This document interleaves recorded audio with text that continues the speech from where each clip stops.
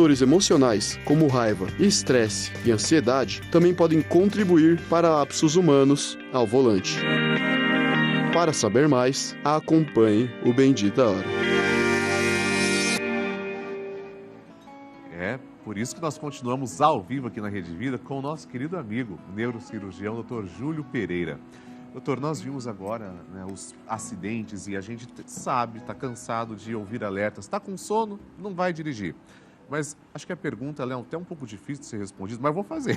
Claro. Até onde eu posso dirigir e até onde eu falo, não, hoje não, chega por hoje? Perfeito, né? O que acontece? A gente precisa do sono para recuperar. Mas claramente existem situações, por exemplo, eu médico, estou de plantão, saio de uma cirurgia, né? Então, assim, a gente percebe o seguinte, o fato de você não dormir de forma adequada, é comparável à distração de uma bebida alcoólica, para a gente ter noção do nível, né? O que eu refiro para todo mundo é que, invariavelmente, um dia você vai sair mais tarde, mais cedo, né? O que você deve perceber é o seguinte, normalmente, seu corpo dá sinais. Então, o acidente, né, bater o carro, normalmente é o último do cenário. Sim. Então, todo mundo, eu falo o seguinte, se você sabe que você vai estar cansado, mude a estratégia. Por exemplo, comigo mesmo, cirurgião. Eu sei que a cirurgia é muito longa, eu vou de Uber. Então, assim, tem coisinhas que são bobas que você pode fazer. Agora, seu corpo dá avisos, né? Agora, cada pessoa é de um jeito, né? O que eu falo com todo mundo é o seguinte, né? A bebida alcoólica é uma das principais causas de acidente no trânsito, por isso que ela é proibida, né? Então, é uma das principais causas de morte na população até 50 anos de idade, é o acidente, e normalmente tem essa relação muito forte com o álcool, né? E também nas estradas, porque muitos profissionais, como caminhoneiros e outros, né, eles às vezes têm horas de trabalho muito prolongadas, né? Que a gente sabe que também vai retardar o reflexo, uma série de coisas, comparado à bebida alcoólica. E quem tem TDAH, essa pessoa está mais propensa a sofrer um acidente? Tá, já tem trabalho comprovando, tanto acidente automobilístico, como dificuldades relacionadas até a casamento, fixação em trabalho, né? Porque o que acontece? O paciente tem uma hiperatividade e ele também tem uma desatenção. Então, muitos desses pacientes, às vezes, no ambiente laboral, eles acabam ficando prejudicados porque fica desatento. Todo mundo fala, ele não tem a memória boa, ou ele não está conseguindo se concentrar, mas, na verdade, é por causa da doença. Puxa vida. E o toque, ele também ajuda com isso? Não? Porque o toque, às vezes, parece que tem pensamentos invasivos, compulsivos, né? Ouvi relatos disso, e a pessoa parece que não tem paz. Ela fica o tempo todo pensando. Os problemas de saúde mental são extremos de algumas situações, né? No caso de toque, tem uma alteração dentro do cérebro, a gente já sabe as estruturas que são modificadas, né? Neurotransmissores relacionados a isso, né? E o paciente realmente aquilo prejudica ele. Tanto que às vezes a gente usa de forma incorreta, dizer, fulano tem toque. Não, fulano não tem toque, fulano pode ser metódico, né? Mas o toque é uma doença, tem um prejuízo familiar, o prejuízo laboral, e aquilo gera uma sensação muito ruim para o paciente. Poxa vida. Gente, álcool e direção, isso jamais foi algo positivo. Então, olha só esse VT. Comentar alguma coisa mais desse VT, doutor? Perfeito. Uma coisa bem importante é que acontece o seguinte, na hora que você bebe, o seu julgamento é prejudicado. Sim. Então, não só que você está desinibido, mas você não consegue fazer o julgamento adequado de algumas situações.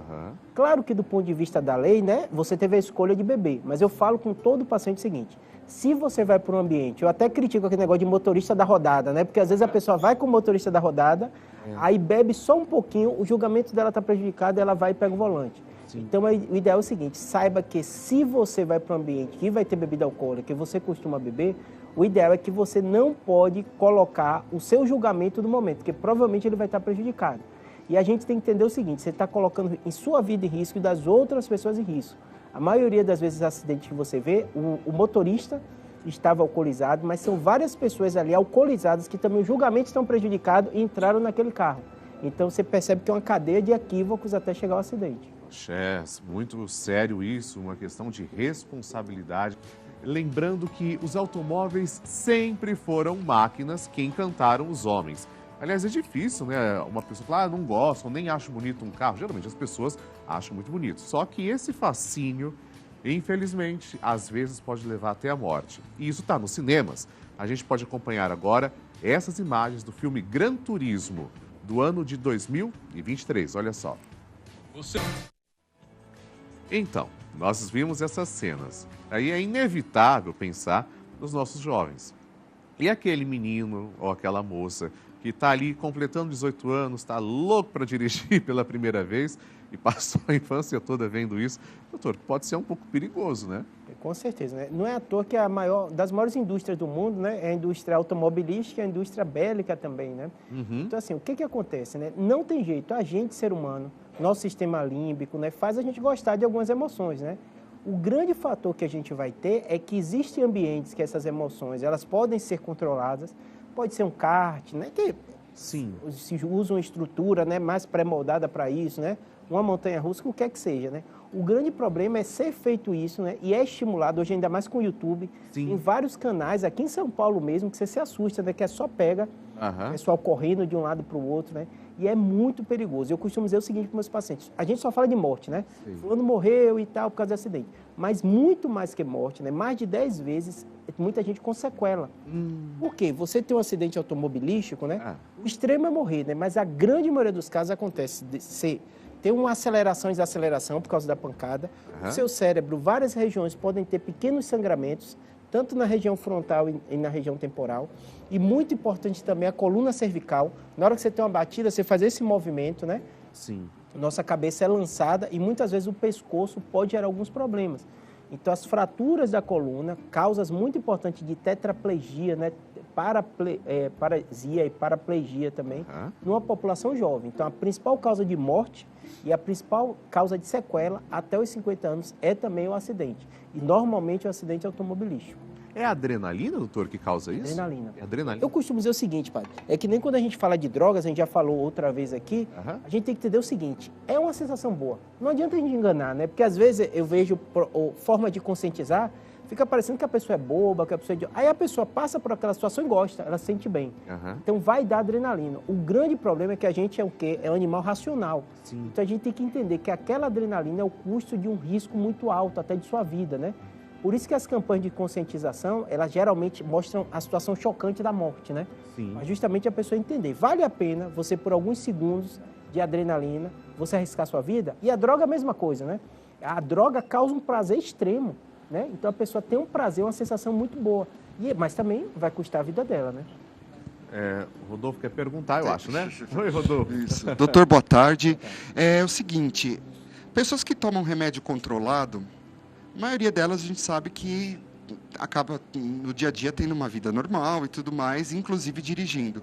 Até que ponto isso pode atrapalhar na direção e isso poder vir a causar um acidente, mesmo que aquele remédio seja para deixar a pessoa, entre aspas, equilibrada emocionalmente? Perfeito. Excelente pergunta. E é do dia a dia da gente da neuro. Porque o que acontece?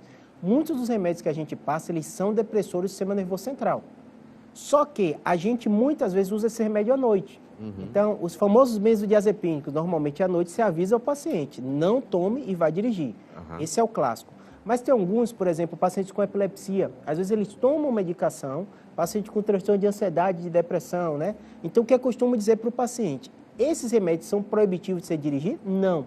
Mas na fase inicial do tratamento, às vezes a gente começa o remédio à noite para a pessoa notar e também é importante ela observar, porque é dose dependente e é pessoa dependente. Tem pessoas que com a dose não sente nada e está ali ativo e tem pessoas que sentem muito. É o famoso, você já viu, muita gente usa aqueles remédios de alergia para ajudar a dormir. Isso. Como vou viajar e tomo remédio do enjoo porque dá sono. Então você percebe que é de pessoa para pessoa.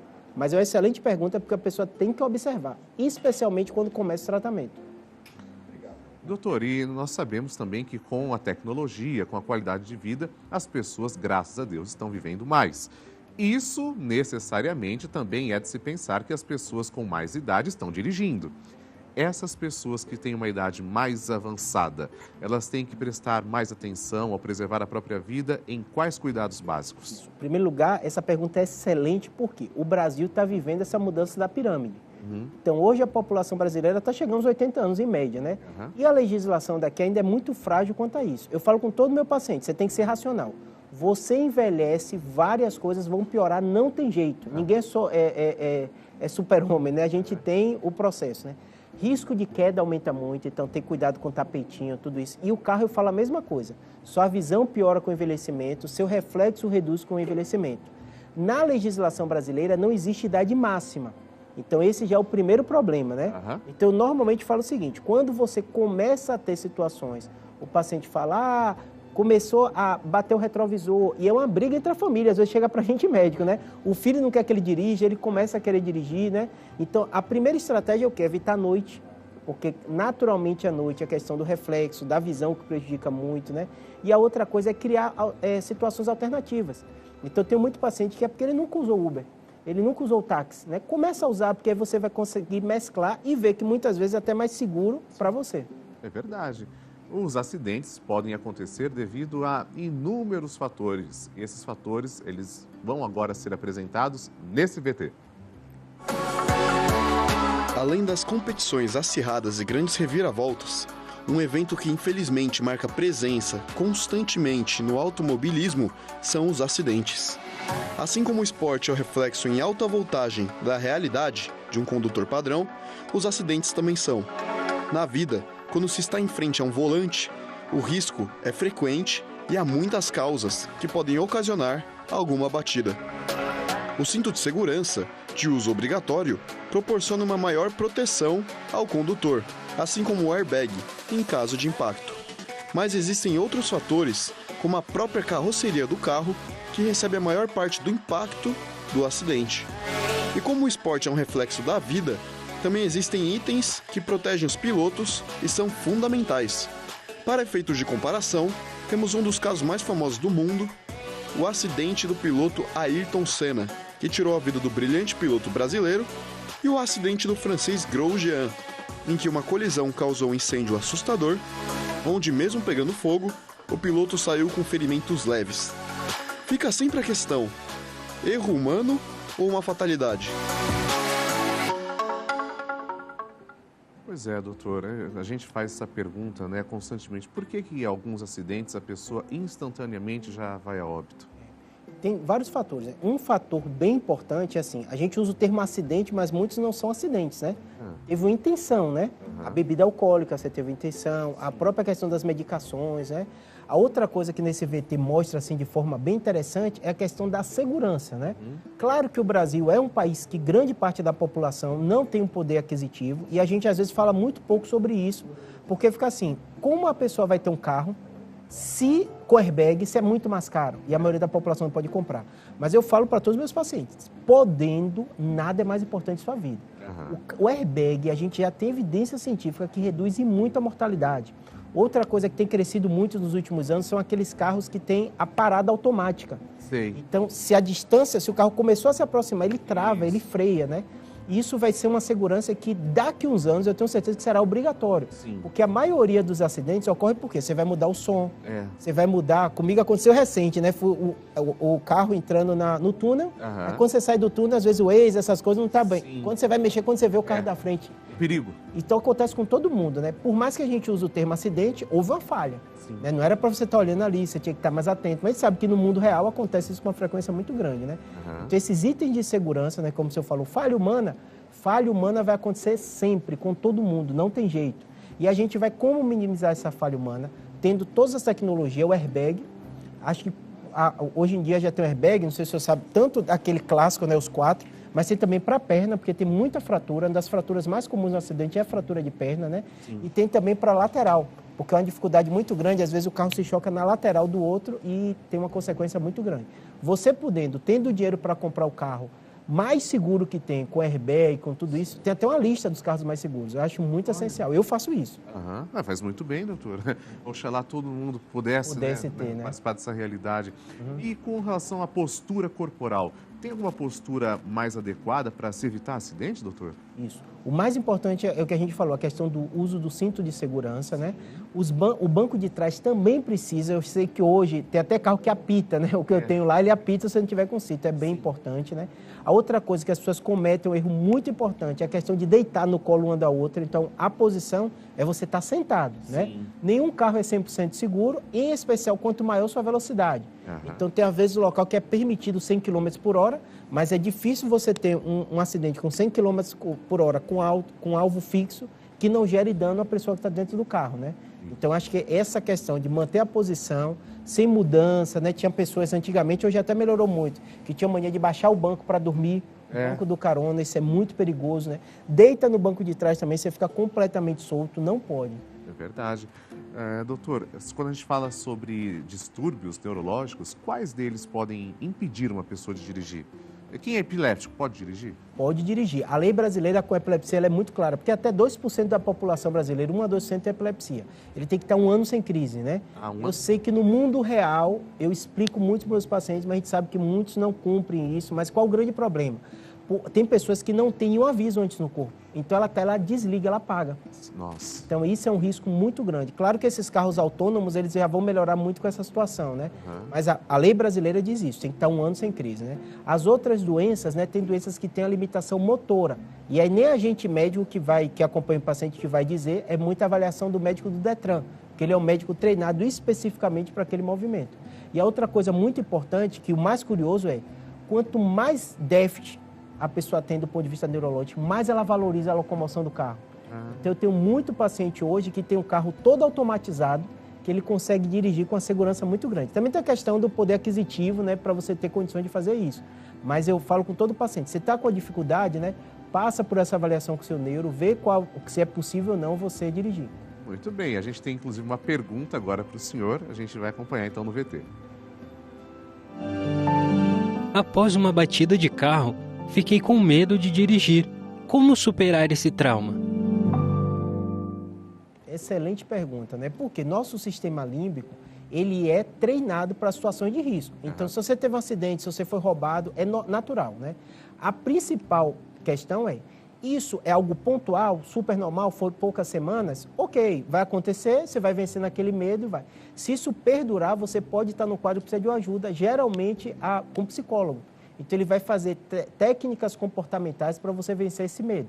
Se for algo pontual, você vai se esforçando com alguém do lado, pede um amigo, um colega, vai à situação mais ambiente. E 90% das pessoas assim vai conseguir vencer esse trauma. Uma pessoa que está testemunhando um acidente, doutor, o que é recomendado ela fazer? A primeira providência?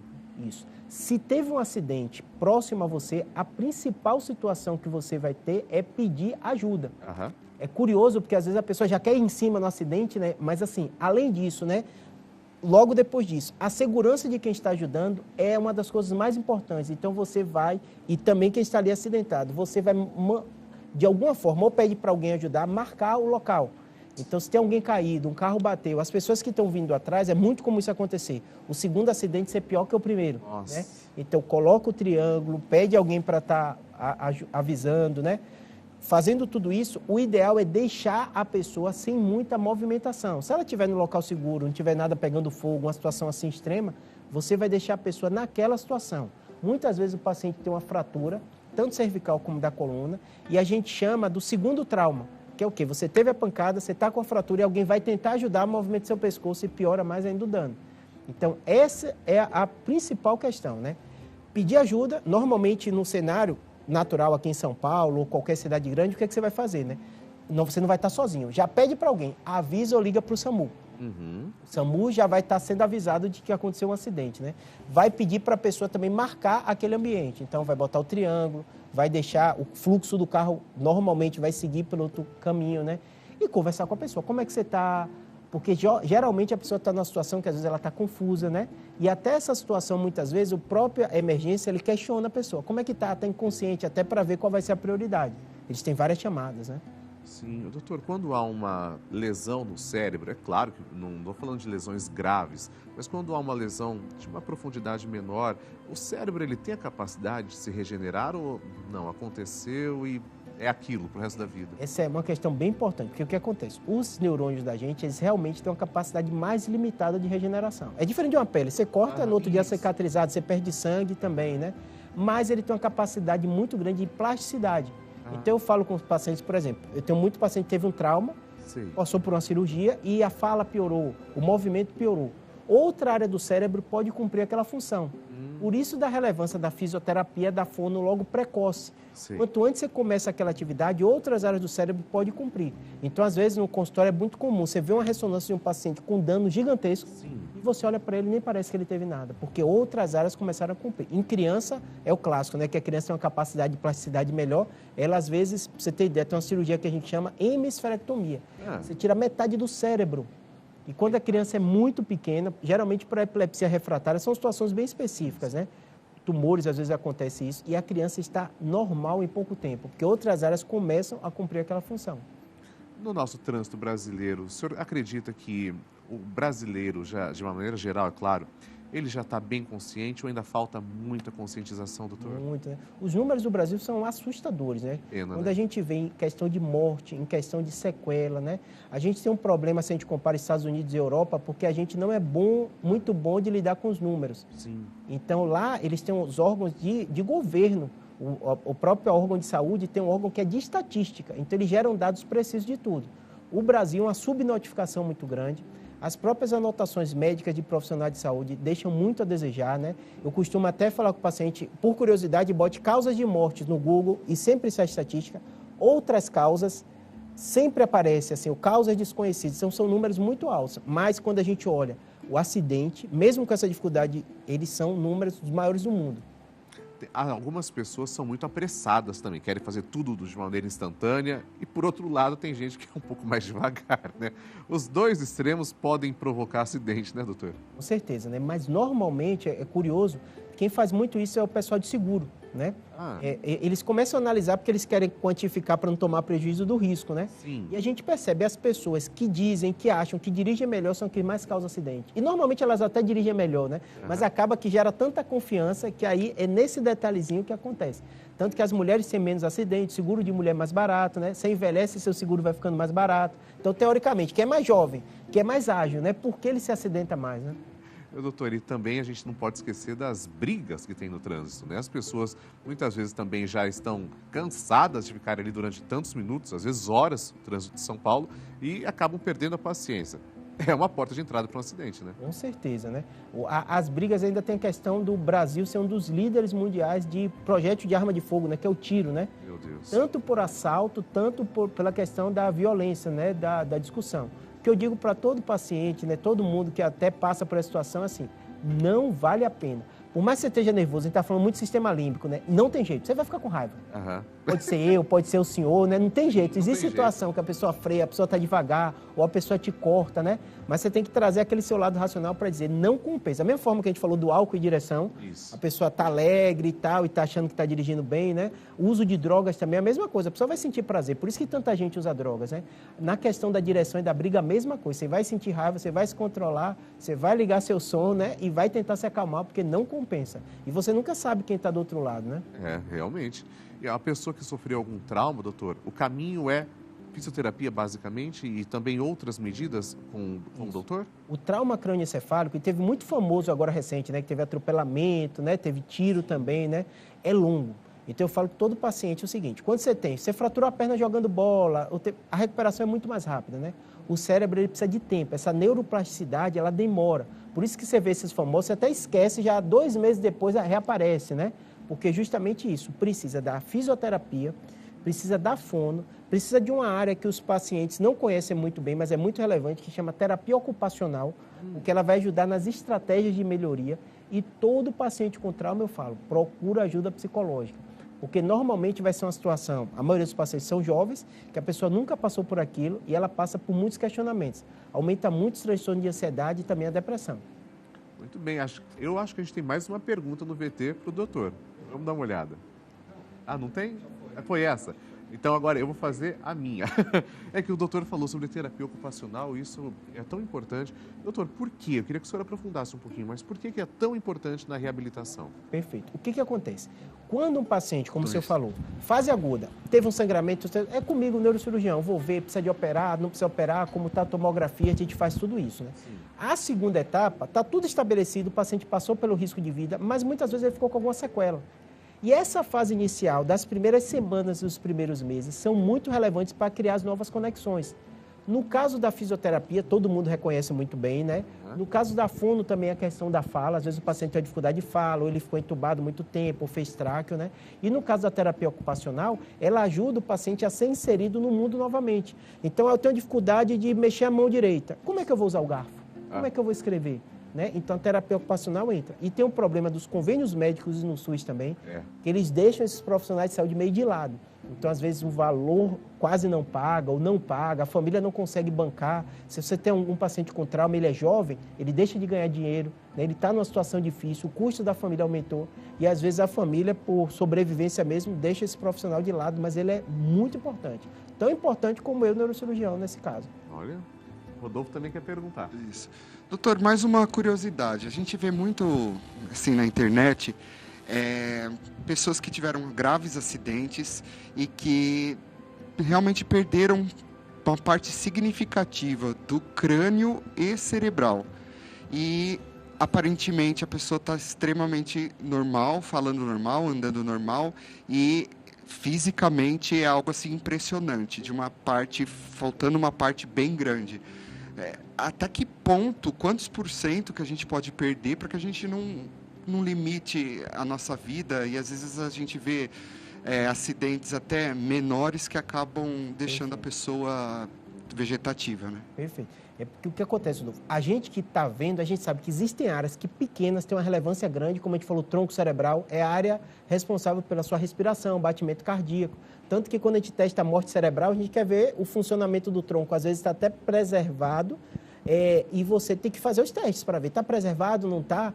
Então, depende do local. A outra coisa que você vê no externo é porque muitas cirurgias que a gente chama hemicraniectomia. Eu já vi vários desses vídeos no YouTube. Então, você tem que tirar o osso, porque o cérebro inchou. E se você não faz nada, começa a comprimir, morre os neurônios nessa região. Então, a imagem é feia de você ver, que você vê aquilo tudo afundado. Mas, às vezes, o cérebro está completamente preservado. Você tirou por causa do inchaço, o osso você bota ou numa geladeira, numa temperatura muito baixa, e depois coloca no local específico de hospital, né?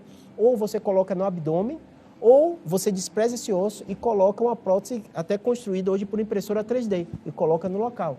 Então, a imagem que você vê, às vezes é muito feia, mas o cérebro do paciente está ok. E existem locais no cérebro que não tem uma relevância tão grande. Ela é importante, mas não é tão visível. Então, às vezes, o paciente está muito bem. Obrigado, doutor. Doutor, são 4h05 da tarde, nosso tempo está quase se esgotando, mas esse é o espaço que eu gostaria de pedir que o senhor deixasse as considerações finais, as orientações para um trânsito mais seguro e mais responsável. Perfeito. Primeira coisa é o seguinte, a palavra chama acidente, mas normalmente tem erro humano importante. Sim. Bebida alcoólica, não dormiu direito, né? Acelerou demais, então tome muito cuidado. Em especial, eu sei que seu público tem muito da terceira idade, é avó, é mãe. Converse com seu filho, a população jovem até 50 anos é a que mais sofre esse acidente, né? Segundo aspecto, se já aconteceu o acidente, não é para se desesperar. Foca na reabilitação, a grande maioria dos pacientes eles vão recuperar. A gente às vezes não consegue dizer o quanto vai, mas a maioria. E se você desestimula tanto a família como o paciente ficar para baixo, essa recuperação vai ser muito mais dificultada. Muito obrigado. A gente quer agradecer a presença, sempre também tão solícito, do Dr. Júlio. Aliás, o Instagram do Dr. Júlio é @neurocirurgiabr, tudo junto, como está aparecendo. Se inscreva no YouTube também do doutor, Neurocirurgia BR. O doutor já tem mais de 850 mil inscritos. É isso mesmo. Ah, tá bem, doutor, que bom. Quase 1 milhão de pessoas também que pegam o seu conteúdo e se beneficiam com ele. Parabéns. Doutor, muito obrigado por participar conosco. Até a próxima oportunidade. E a gente encerra o programa de hoje com um clipe de uma cena de um filme que você descobrirá em seguida. Sabe qual é o filme? Need for Speed, Necessidade por Velocidade. E eu quero agradecer porque nesses dias todos eu estive com vocês, substituindo o Padre Juarez de Castro. Para mim é uma honra. Padre Juarez, obrigado. Bom retorno para você. E eu espero que todos nós possamos rezar hoje o Santo Terço às 6 da tarde e o Santo Terço dos Filhos do Pai Eterno às 8 da noite. Um abraço, gente. Salve Maria.